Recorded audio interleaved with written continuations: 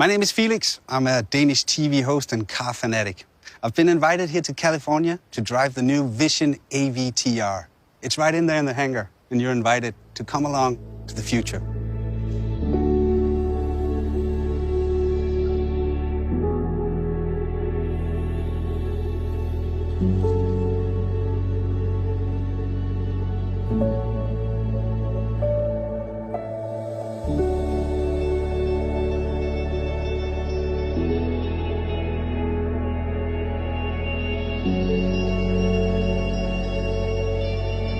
This must be the control unit. I have 1,000 questions now. So maybe it's time to bring in the designers. Well, I'm here with Gordon Wagner, Chief Head of Design at Daimler. Was that correct? Chief Design Officer. That was almost correct. Chief Design Officer. But the most important thing is that, Gordon, this car is something you authorized. What's the vision behind this car?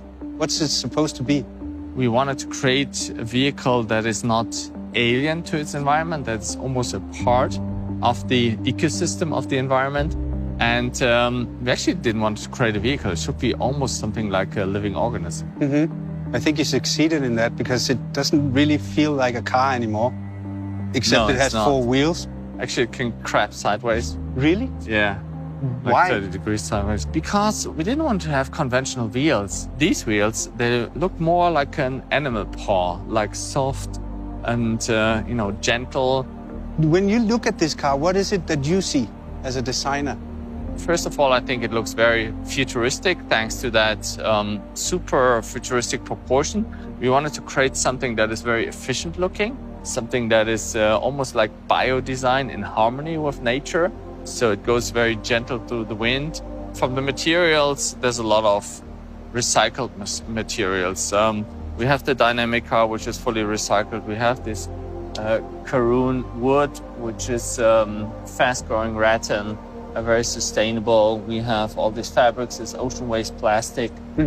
So from the material side, yeah, this is completely sustainable. And of course, our vision is the 100% sustainable car, and that car should embody this. Should we sit inside? Yeah, let's do that. You want to go on the other side? Yeah, sure. So actually the first moment is that wake-up moment when you enter the car and the car wakes up. So you see all these light strips, they come alive, and then you start that merge moment, and we connect with this merge device here. Then of course you can steer the car forward, backward, left and right, and then when you want to crab sideways, you tilt that. So there's a sensor in there as well? Yeah, and actually if you see it, it goes up and down like the car is breathing, and then it boots up and you see the screen. And now we are actually flying through the world of Pandora. And this is so cool about this project, as we are stepping even out of the car industry and go into a different industry or merge it with a different industry. In this case, entertainment, one of the biggest entertainment companies. And for me, I see Mercedes not really as a car brand. I see it as a leading luxury brand. In fact, we want to make it the most loved luxury brand. And projects like that with corporations from other fields bring us so much more inspiration that we can elevate what we do to a different level. Can we drive? Let's go and drive. Let's take it out for a spin. And you haven't driven it before. It's No. your first time as well. Whoa. Let's move it slightly forward, okay? We are rolling. Yeah, but steering wheels are so last year.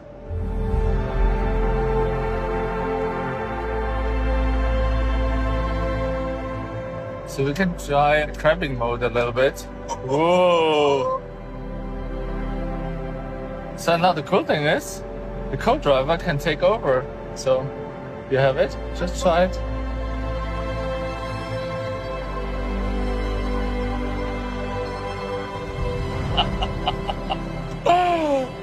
Oh, this is so cool.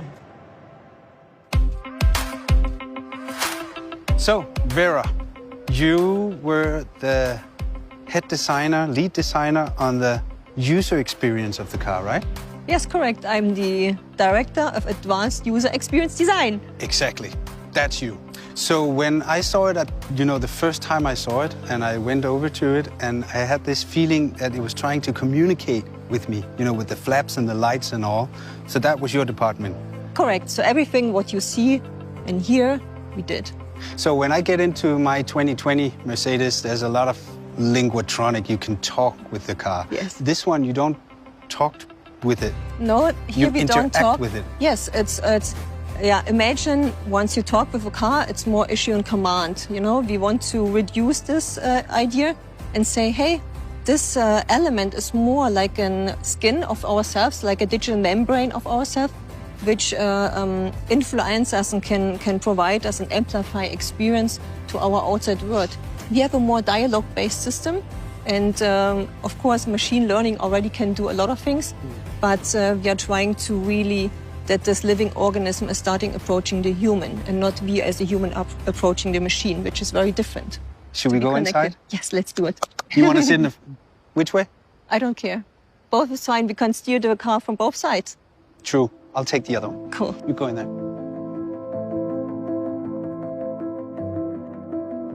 So what do we see? We see no steering wheel, we see no buttons, we see no touch screen, no pedals. No. But in the middle console, we see a device, we call it merge control. Mm-hmm. And what we see, it's pulsating. And once you want to connect with the machine, we put down our hand. What happens in my seat? And you feel the vibration in the seat of the exciters. You feel the heartbeat. It's my heartbeat now. And now we are connected to the system. So normally you as a human, you approach the car. So you steer the steering wheel, you touch a screen, you issue a command. But we did it very differently in the Vision Avtr. Mm-hmm. In the Vision Avtr, you lift your hand and icons are projected onto your skin. I'm not touching the display anymore or pushing a button. No. But what I do is I raise my hand. You can do the same thing on your side. And then I move left and right. And you see that icons are projected onto my skin, onto my palm. So all your senses are triggered, not only the visual one, but also the haptic one and the acoustic one. And then let's go to Pandora. Yeah. Shall I close it? Yeah. Then we select the Benji maybe. Mm-hmm. And you see how this gets pinkish. And now you look through the eyes of this Benji, you feel the heartbeat, and you see what the Benji would see. In this sense, this experience that the car is really starting approaching you with the interface is very new and unique, and it hasn't been done before. Yeah, and then, at the same time, make it look as luxury as this is. This is the future of luxury. I think you see how the interior design and the UX design here come together as a one whole art piece almost. When you as a department think of stuff like this, then of course everything you think of isn't possible. So you have to have a meeting with somebody in a technical department that actually tells you whether this is possible or not. Our engineers are very creative people, very knowledgeable, and only as a collaborative team, designers and the engineers, we can come up with these really functional prototypes. And it's very important. It's functional. It's not faked. It's really working. I don't quite understand all of it, but you did a good job. That's great. Well, ladies and gentlemen, I'm here with Alex Dang. He's a designer at Mercedes-Benz, and he's actually the one who drew the lines for the Vision Avtr. Hi, Alex. Hi. So can you start by telling us how does a vision like this begins? It was an internal competition where everyone can show their vision, how they see the car could look like. And right from the beginning, we were all sitting together and watching the movie, basically in the cinema. And while watching the movie, I did some scribbles and was thinking about how can I implement some shapes from the movie into the car. And then you actually won the competition? Yes, it was a long process. Internally, it's a competition, but in the end, it's like a team effort because you get some ideas and the other one gets some ideas and the designs keep getting better. Mm-hmm. So how long time did it take from you put the first line on a drawing until the design was ready? It was like 2 years, I would say. Was it difficult for you? Sometimes it comes natural and then sometimes it's a struggle. But you have to deal with it and trust the process in a way. Because in the end, there will be something cool coming out. If you feel too comfortable, then you're too much in your comfort zone, I would say. And creativity is, I think, about getting out of the comfort zone, which doesn't always feel nice, but then you can create something new, something stunning. Push the limits. Push to the limits, exactly. So you came up with the idea for the wheels? Yes, because I watched the movie and I saw the wood sprites and I thought, why not trying to implement those into our vision? What was the biggest challenge for you on the design of this car? I think the biggest challenge for me was to combine the best of both worlds, like this science fiction Avtr world, into our reality and still make it recognizable as a Mercedes-Benz. Let's move to the back. Yeah. Because of these flaps that makes the car come alive. What's the story with these? We have 33 flaps, and the main functions are aerodynamics, communication, and also the expression. Because the aerodynamics, the main idea to change a lot of surfaces, to change the aerodynamics in a way that you want to have it or you need it. Mm-hmm. And the second is the communication aspect. You're sitting in the car, driving it. You can show, the first time, you can show your intentions to the outside, whether you're accelerating, you're braking, or you turn. Yeah. So everything will be manifested to the outside through the omnidirectional flaps. And the third is, because it's an artificial intelligence, it's like a living object. It also has emotions that can be expressed to the outside through the motion design. What do you think it drives like? I think it would drive like something that you've never been experiencing before.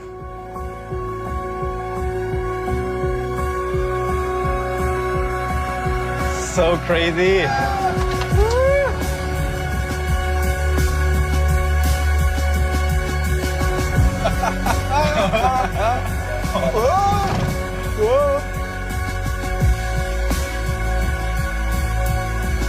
I can imagine waking up in my bed now like, oh, what's just a dream.